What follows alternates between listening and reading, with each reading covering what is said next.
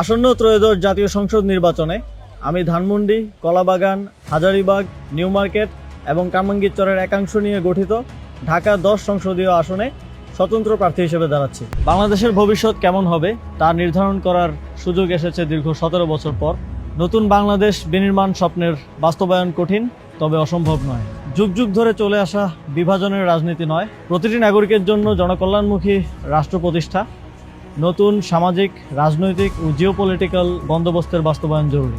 এই লড়াই সহজ নয়, তবে মতিউর রহমান, তারামন বিবি, নূর হোসেন, ফেলানী, আবরার ফাহাদ, আবু সাইদ ও মুগ্ধদের আত্মত্যাগের প্রেরণা নিয়ে আমি এই পুনর্গঠন ও বিনির্মাণের লড়াই চালিয়ে যেতে চাই।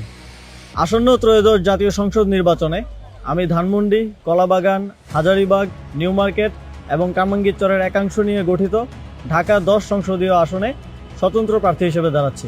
বড় কোনো রাজনৈতিক দলের পৃষ্ঠপোষকতা, অসংখ্য নিবেদিত কর্মী, প্রচলিত ব্যবস্থায় প্রয়োজনীয় অর্থ কোনোটাই আমার নেই। আপনাদের সহযোগিতা, সমর্থনই আমার একমাত্র অবলম্বন এবং আমার দায়বদ্ধতাও থাকবে শুধুমাত্র আপনাদের প্রতি। আমি শুধু সংসদ সদস্য পদপ্রার্থী নই, গণভোটেরও প্রার্থী। এতগুলো প্রাণের বিনিময়ে দেশ সংস্কারের যে সুযোগ এসেছে তা বাস্তবায়নে গণভোটে হ্যাঁ ভোট দিন।